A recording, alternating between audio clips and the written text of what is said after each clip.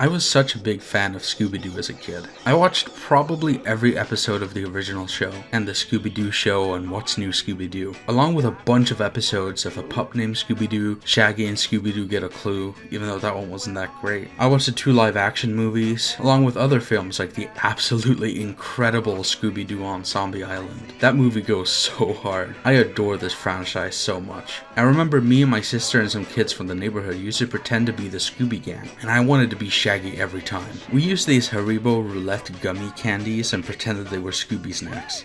My sister and I would always ask our mom if we could stay up a little later just to finish watching Scooby Doo, which usually aired around 8 p.m. or so. There were also a few flash games I'd play online. I loved exploring the spooky environments with a gang, but I didn't own any Scooby games for any of my consoles, though a relative of mine did have one, Scooby Doo The Night of 100 Frights. I played it non-stop while I was visiting them. I really liked it. I ended up buying it myself a bit later on, but I haven't played it in a long time. And as I've been exploring a lot of older consoles recently, one of my friends recommended a Scooby Doo game for the Genesis. And then I started to wonder what the earliest Scooby Doo games were like.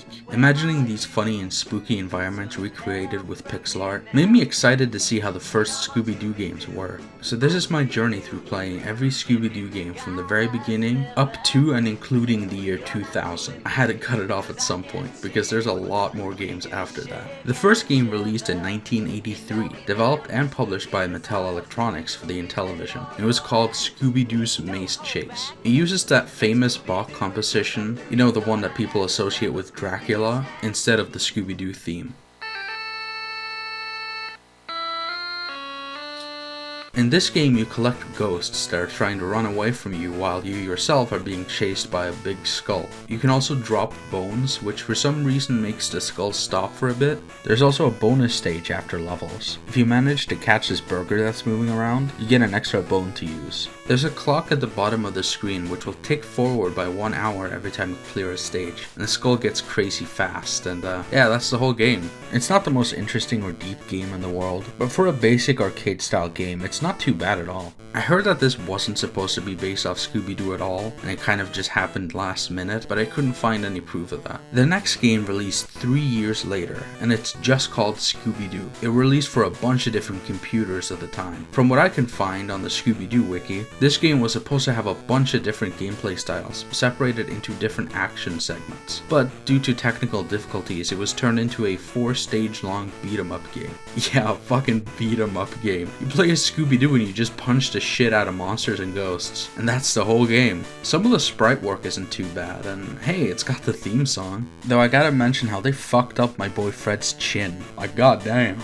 I appreciate the effort, but I really wish we could have seen what the game was supposed to be like, because as it stands, it's not worth playing. Then we skip ahead another 5 years, where we get Scooby Doo and Scrappy Doo, which released exclusively in Europe for several PCs. We get a colorful platformer with pretty great graphics and a great soundtrack at that. Of course, if you had a weaker PC at the time, the game would look more like this, which, it's not as good. And the weaker PCs would only have 4 stages instead of the full 9. The story is that Scooby and Shaggy get kidnapped, and Scrappy goes out to find them, and he takes them across mountains, volcanoes, and dungeons. You run around, jump, and punch enemies, as well as gather power-ups. There's also some cute little level transition animations, which I appreciate. This game is a refreshing step up from the last 2, and I'm not at all surprised to hear that the people at the time were praising its graphics. It really does do the show justice in that regard. But outside of that, it's a pretty basic platform game, and there's nothing wrong with it. It's got a few secret rooms and areas, but for the most part, you just run and jump your way to the end.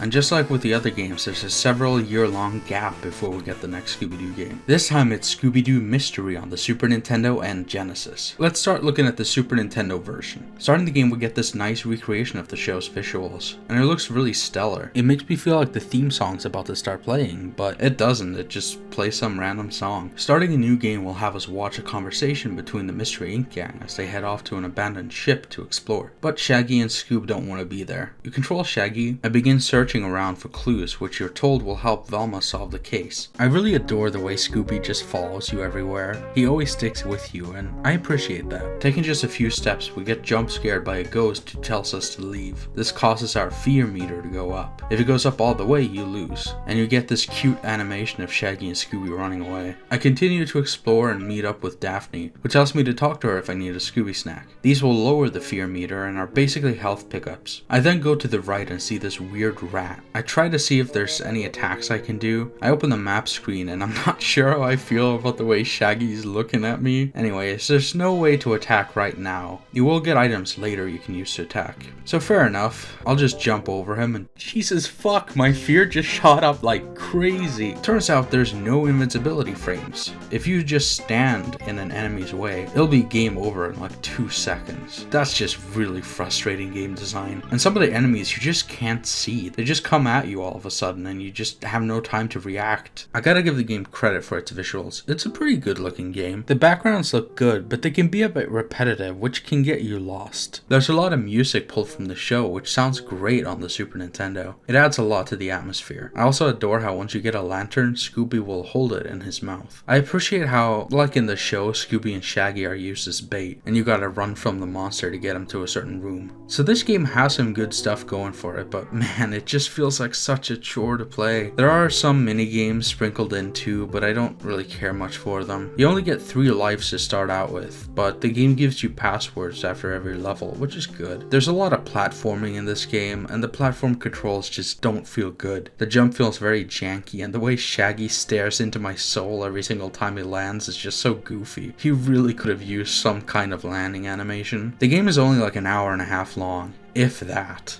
And there's pretty much no replay value, and you need to use Scooby to find some items by having him sniff the ground. So a lot of the time when you get to a new area, you just gotta walk back and forth and let him sniff it out. Also, it bothers me that Daphne's clothes are the wrong color, so obviously this game sucks. No, but in all seriousness, it's mediocre. Looks decent, sounds good, but playing it was really dull. I don't recommend this one. Now let's check out the Genesis version, which has the same name, same cover art, released 2 months prior and had completely different gameplay, being developed by a different studio altogether, but sharing the same publisher. Here the game opens up and actually plays the theme song, and with fantastic visuals too. I'm always so impressed when they do this kind of scaling and rotating stuff on the Genesis, knowing that it doesn't have Mode 7 to rely on. You know that they had to do some pretty clever stuff to get around it. Honestly, the visuals of the game are just amazing and the animations are so well done. This is a very traditional point and click game with various options. You play through 2 different adventures, one takes place in a hotel and another in a carnival. It'll take you a good 3 to 4 hours to get through both of them, unless you know what you're doing when getting into it. In both stories you control Shaggy, and Scooby just kind of follows you around. I love the way this game looks so much. All the locations and characters have such a fun vibe to them. Just exploring and seeing the wacky things they gotta deal with is a good time. I love being able to see what Shaggy thinks of different things and people by using the look function. An altogether unsavory looking dude. It makes me think of taking photos in Luigi's mansion with a Game Boy Horror, and you get to hear Luigi's thoughts on whatever you photographed. Point and click just makes a lot of sense for a franchise like Scooby Doo. Finding clues, talking to people, solving puzzles, and exploring, it fits perfectly. The only gripe I guess I have is that the rest of the gang take a real back seat. They don't really end up helping you a lot. They're barely in the game, but I think it still works out well. I guess it would be kind of hard to balance giving everyone an important role to play in a point and click game, but I would have liked to see them a bit more. Anyways, the puzzles are fairly fun. There's some really creative ideas and jokes sprinkled in. It really feels to me like the developers were just having fun with this game. They really understood how to nail that spooky but charming atmosphere and the silly jokes that the show has. Both of the mysteries you can solve are equally fun, though there are some items that are hard to notice or some solutions that are kind of weird, but for being a Sega Genesis point and click game, I think it does amazing. Besides, this game is designed with a 3-button controller in mind, so I can forgive it for having slightly clunky controls. The one thing that does suck is that the password system has like 50 characters, so it'll be a pain to write down and then input later. I strongly recommend doing one mystery from start to finish, if you're able to. That way you won't have to deal with this terrible password system, unless of course, you use an emulator. If you're into point and click, I think this could be a great time, but it's not the easiest game to recommend. I've barely played point and click games before, but after playing this, I kind of want to give the genre more of a shot. Anyway, Scooby Doo Mystery for the Sega Genesis is a solid title and totally worth a try. Incredibly charming and fun. Then we go back to the PC for Scooby Doo Mystery of the Fun Park Phantom. This is sort of like a virtual board game. You can play against a computer or just go in alone. You'll look around for clues to try to solve a case by exploring the environments and talking to different characters. You find different clues that point to different potential culprits. Then you select who you think did it and watch a cutscene play. It has some interesting visuals, that's for sure. There's not too much more to say about this game, honestly, so let's move on to the final game I'm tackling today. Well, I guess final 2 games is more accurate. Scooby Doo Classic Creep Capers was released for both the Nintendo 64 and Game Boy Color. Let's start with the N64 version. This game retells 3 episodes from the show, as well as 1 original mystery. The visuals are decent, I guess, but man, Shaggy's face is freaking me out, and Scooby looks, I don't know, a bit off, but early 3D was a lot trickier to work with. Surprisingly enough, this game uses fixed camera angles, but unlike the original Resident Evil games, it does not use tank controls. And to me, that's kind of a bad choice, because when the camera angles change and I'm holding the stick in the direction I was moving in before, that direction has now switched to being forward, and it doesn't reset unless I completely stop moving the analog stick. So here I'm being chased by the Black Knight, and I have to take my thumb off the stick every single time the camera changes, otherwise I run into a wall or the knight himself. I instinctively want to point the joystick in the direction I want to go in, but you can't do that when the controls basically get reversed based on the camera angle. I wish it went with the Resident Evil style tank controls, because that way forward is always forward, and once you adjust to that, it just works so much better when the perspective keeps changing. Interestingly enough, this game uses a fright meter, just like the Super Nintendo game, and again, just like that game, Scooby Snacks will make it go down again, or I guess go up in this case. And when it comes to the story, there's some narrative through line that connects the final mystery to the first 3, which I think is neat. So you go around gathering clues and avoiding obstacles in a way that's similar but a lot more fun than the Super Nintendo version. You also have to get the monster to chase you into a trap, which often leads to some fun and varied chase sequences. It really does deliver on the promise of playing episodes of the show, but I find myself getting too frustrated by the controls in the long run. And I know that voice acting on the N64 is a big ask, considering the limited space, but it really would have added so much to this game. There are some voice lines though that are nice to hear. I think the game's atmosphere and varied environments are very well done. And overall, I think this game is decent, but if only the movement controls were better, it would be a game I could maybe recommend. It's not bad at all, but I wouldn't call it great. It's also just like an hour and a half long. It's about the same length as the Super Nintendo game, funny enough, but the N64 game is absolutely the better of the 2. Next up, we got the Game Boy Color game, the first Scooby Doo game on any Game Boy or any handheld at all for that matter, at least as far as I'm aware. First of all, this game just looks amazing. The title screen, the car driving, the character portraits when they talk. For being a Game Boy Color game, they really went all out in making it look as good as possible. The environments look amazing, the dramatic shading makes way for a spooky and fun atmosphere, and it really pulls me into the world. This game is sort of like a point and click game, similar to the Genesis game where you walk with a D-pad, but unlike the Genesis game, you don't need to drag a cursor around. You'll be prompted by objects of interest, which you can look at, take, or use. You press A to do something, and then press the D-pad to select what you want to do, and then press A again to do the action. It sounds a little clunky, but it actually works really well in practice. It feels like a nice way to simplify the point and click style for a system with such few buttons. One minor issue I have is that sometimes it's hard to tell where you can and can't walk.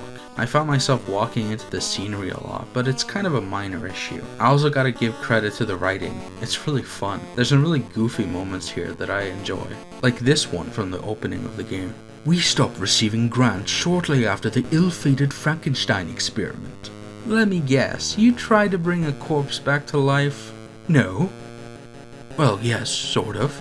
Unlike the other games where you only play Scooby and Shaggy, this game lets you switch between the whole gang. It's really cool. Since they always split up and search different areas, they do the same thing in this game. So to start off with, characters won't go to areas that the others are searching in. So you gotta jump from one character to another to slowly unravel the mystery, in a way that feels a lot like the show. I think it's a really smart way to get the whole gang involved, and to give everyone a chance to shine. And having different characters taking on different roles is a good reason to keep switching things up, especially because you'll be needing Velma's skills to decipher codes. This game only has one mystery, but it's a fun one. The gang is chasing some ghostly thief and end up meeting the ancestor of Dr. Jekyll, as in from Jekyll and Hyde. It's very silly, but my only gripe with the story is that they basically tell you everything you need to know to figure out who the bad guy is from the first cutscene, the motive and all, and I don't know, that's a little boring. I was kinda hoping that they would subvert my expectations, but no. The Genesis game was at least a bit better at giving me clues as the game goes on, and it kept me guessing, which made the adventure a lot more exciting. But despite that, this game is pretty good and I think it's worth a shot. And that's it. That's every Scooby Doo game I could find released from the first and all the way up to the year 2000. Well, the Game Boy Color game was released in 2001, barely, but since it was connected to the N64 game, I felt like it made sense to cover it. The only other Scooby game released before 2001 was a bundle of edutainment titles for the PC. Onward from here, I feel like people know a lot more about the Scooby Doo games. A lot of people have covered Cyber Chase, as well as the 6th generation titles. That really seemed to be when Scooby Doo games popped off. Well, not Cyber Chase, that game was kinda shit, but the PS2, GameCube, and Xbox had some really solid Scooby Doo games. At least that seems to be the general consensus. I haven't played Night of 100 Frights since I was a kid, and I don't know anything about the other two games, other than that people generally like them, so I'll probably have to check them out sometime soon. Anyways, thanks for watching, and happy Halloween.